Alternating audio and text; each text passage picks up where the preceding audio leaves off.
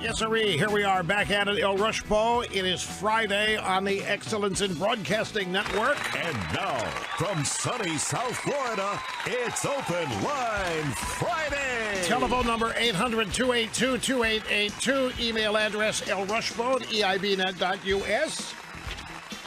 And I intend to start on the calls here in the monologue segment of the hour. I got a good roster up there. And you know the purpose of a caller is to make the host look good. Not by being complimentary, slavishly devoted, none of that. You make the host look good by inspiring the host and drawing out of the host even more that people know is in there. 800-282-2882. Okay. The budget deal. It's a big deal. It's a 2-year budget deal. We talked about this yesterday. And remember, I had an idea. There's a lot of people wondering about what is going on. All of this spending, combined with the tax cuts, deficits as far as the eye can see. And it doesn't seem like it's very Republican. It doesn't seem like it's very conservative.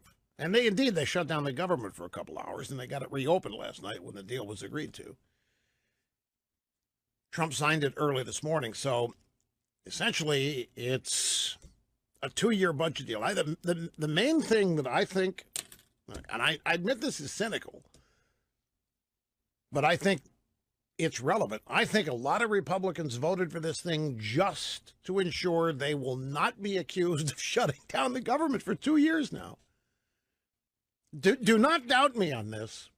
Do not that being accused of shutting down the government is something they think they're going to be guilty of, whether they having to do with it or not, every time it's charged. And this is how they generally do. They kick things down the road to avoid dealing with them. And this kicks the government shutdown 2 years down the road. To heck with whatever else happens here. There's massive amounts of defense spending, but discretional spending is skyrocketing. It's going through the roof. There's not even any pretense here. At balancing a budget, there's not even any pretense here of making the government smaller. There's not even a pretense.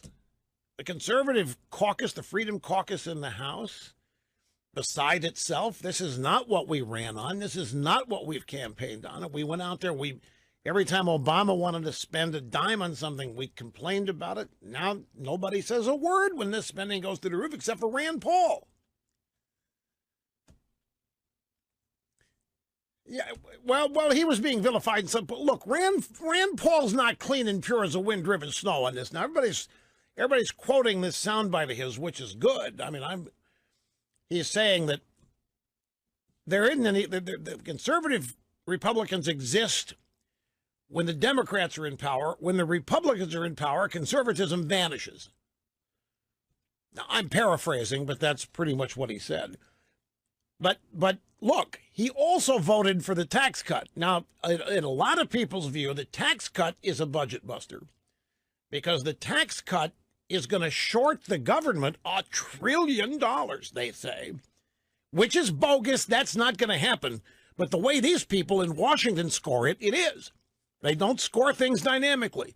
They look at the tax cut, how many taxes are being cut, how many dollars, and they subtract that from how much money Washington got the previous year, and they think Washington's going to be down $1 trillion. Therefore, the deficit is going to be up, and the national debt going to be up $1 trillion. Well, that's not going to be the case. There's going to be more money rolling into Washington than these guys can count. But they don't score it that way. But my point is, with everybody claiming that the tax cut was going to raise the deficit, there's Rand Paul right in there voting for it. So while he may be scoring big on trying to stop this vote last night because it's budget busting, you could say that he busted the budget by supporting the tax cuts the way they look at it. Now, here's Matt Getz. Matt Getz, a Republican from Florida. He was on Cavuto Coast to Coast on the Fox Business Network this afternoon. And Cavuto said, do you think the gain of tax cuts will overcome the apparent hypocrisy of a party that talks big on containing spending but is now spent on the issue? We better hope so. I didn't vote for that spending, but I think that at the end of the day, people will vote based on whether or not they believe their personal economic conditions are better or worse. If you were to judge us today, people are doing better than they did in the Obama economy. They are.